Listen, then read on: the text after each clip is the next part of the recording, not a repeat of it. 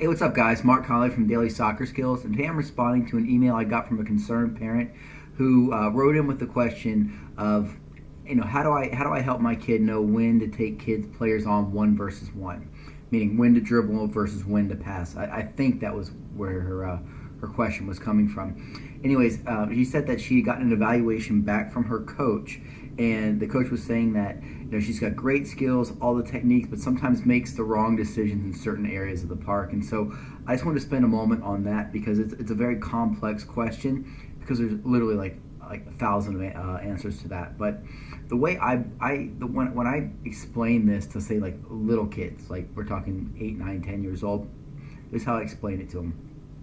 I say, listen, guys, there's 3 parts of the field. You have your defensive, your middle, and your attacking third of the field. And I say, we look at it like this way in terms of dribbling and taking players on. Defensive third, it's like a red light zone.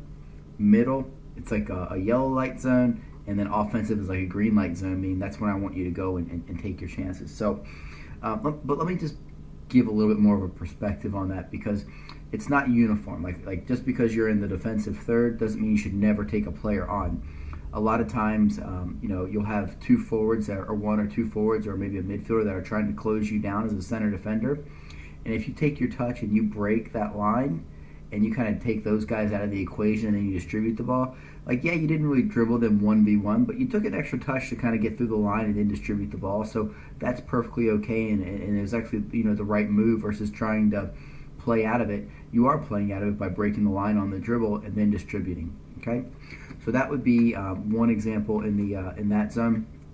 As we move into the yellow light zone, or the middle zone, this is an important area of the field because there's not really a right or a wrong answer here, but you have to understand that if you turn the ball over in this portion of the field, oftentimes your team's in transition, they're trying to get forward, and so if everybody's sprinting towards the other team's goal and you're dribbling and you take an extra touch and you turn it over and now they got to sprint back, don't be surprised if you get some bad looks. And then the other portion that I would add to that is that if we're in that middle third of the field, there's often going to be space in behind the defense, and so we might look to maybe chip a diagonal ball through, or play a little through ball, or work a little combination play in order to make that happen. Now, all that said, that is a big area of the field where the numbers are favorable, meaning that you're probably going to be, it's either 4v4 or 5v5 or 6v6 in that zone. So you are going to have some pressure and some cover for you if you are indeed needing to dribble the ball. But just be sensible about it. And what I would tell my players in the yellow light zone is you need to be about 80% to 90% sure in this zone that you can dribble that player, that you can take them, that you can, maybe it's a little change of pace that you need to get by them. That's when you want to do it. Now the final zone, this is the attacking third.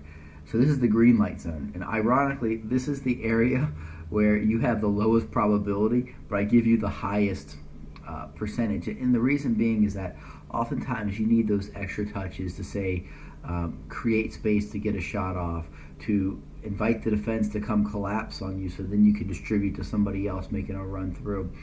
Whatever it may be, you might just get, you might be a winger who gets a good matchup 1v1 against a player that's tired. Maybe they just their center mid just turned the ball over and they were running up, and now they had to run all the way back, and now you get to take advantage of that, and you need to take those extra touches to go at them. So that's the green light zone, because if you turn it over, there's still 75 yards to your goal. There's a lot of time for us to get pressure on the ball, to reshape and regroup. So we want to take the chances in that half, because we know that the chances that we do take, the extra touches, the extra dribbles, are going to be made in the spirit of either getting a cross off, or getting a shot off, or creating a scoring opportunity for somebody else.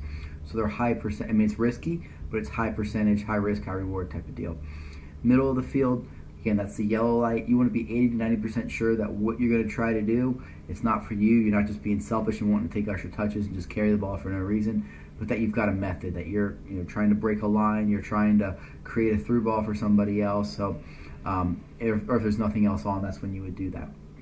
And then the final zone, again, that's the red light zone. That's all the way in the back, the defensive third. And, we don't want to be dribbling the ball in front of our own goal.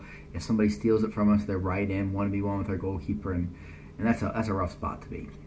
All right. So like I said, it was a big question, and the player had gotten some feedback from her coach that said, you've got the right skills. How to take players on. You just sometimes do it in the wrong parts of the field. And what I interpreted that to mean is that maybe this player was trying to dribble in her defensive end when this coach maybe wants her dribbling only when she's in the attacking third on the flank, or whatever combination of things it may be. So keep in mind, red light, yellow light, green light. That'll get you pretty far down the field with regards to being successful with keeping possession of the ball. All right, guys, get out there and train.